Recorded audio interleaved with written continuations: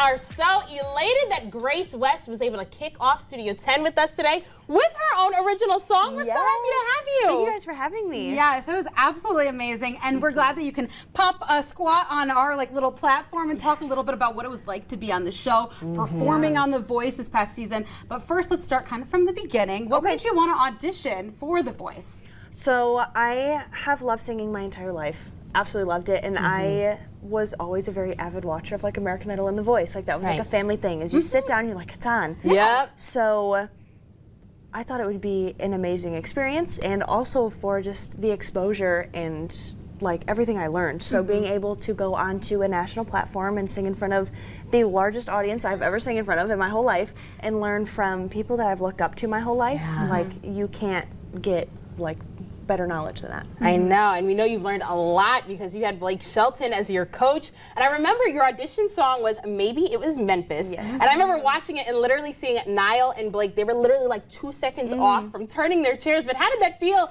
when you're standing there, you're singing, everyone's back is turned to you, and then they just appear around? What was going through your mind? That was one thing. I was like, okay, The Voice, they turn their chairs around. Every time I've watched it is how do people continue singing like nothing happens? Right. I would fall to my knees and start crying. But I was in the middle of the song, I'm not gonna lie, I zoned out a little bit. So I just started playing and everything, playing and playing, and then you hear the douche and they turn around. And it was kind of like relief. Okay. Knowing that I did good enough up to that point to get them to turn around, and it was it felt like the start of it all, which was really cool. But But why did you choose Blake?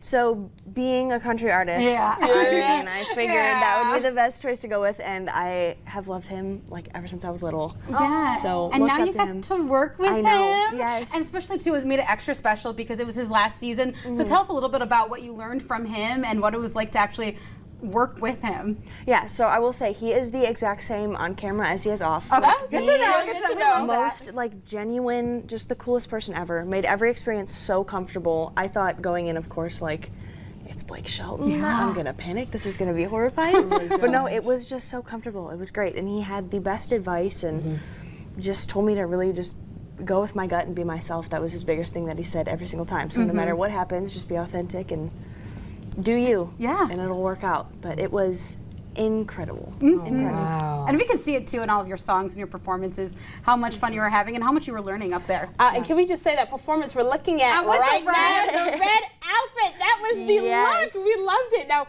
do you get to keep any of those outfits at all?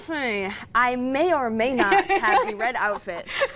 And your hats are a little bit of a signature. Yes, definitely. We love that. And being, working on Studio 10, we know that live TV is a lot harder than it looks. So what were some behind the scenes moments that you'll take with you, or things that shocked you that you were like, oh, I didn't think it was like this. It looks so different on TV. Yeah, so having to do with wardrobe, getting dressed really quick, and especially for the finale, having to switch out of 2 outfits and then having to worry about this needs to be taped down or I'm going to flash everybody. Right. So just little things that you don't really think of going into everyday life. Seeing an outfit on camera or seeing your face or your hair on camera, especially with all of that lighting and the cameras that are so just amazing, you have to think about a lot more than you would just going out into everyday life. That's right. So, and speaking of that, thinking about a lot more, so you had all of Michigan, including us, cheering you on. How did it feel that you had your family, your friends, your entire home state, rallying behind you? Yeah, that is one thing. I just want to say thank you to everyone out there for all the support since the beginning. It was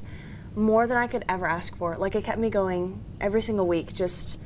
I was not expecting it, and it was so cool seeing everybody from just the whole state just behind me and cheering me on, and so just thank you everybody, and it was amazing. It really was. And what's nice too is that's what we like about social media. Those times when you can hear that power of support through social media. Absolutely. And kind of on that note of cheering, we want to know a little bit about what's next and how we can cheer you on the next part of your journey now that The Voice is over. Yeah, so I am working on releasing some original music, and also I'm going to do some traveling and some playing shows here and there. So I'll keep everybody updated on my socials, but just keep an eye out. That's great. Now, one last thing I do want to ask you. While you're traveling, you're going to meet so many different people who are going to ask you, who look up to you the same way you looked up to Blake. What piece of advice do you have for them? I want to say it's the same thing that Blake told me, is to just be authentically you. Just be yourself, because if you go with your gut, I mean, it's going to be right for you no matter what. So just put your all into it and be yourself. All right, we're gonna have to write that down and put it on a campus somewhere. That's a good quote. That's right. Well, thank you so much, you, Grace. guys. And coming up on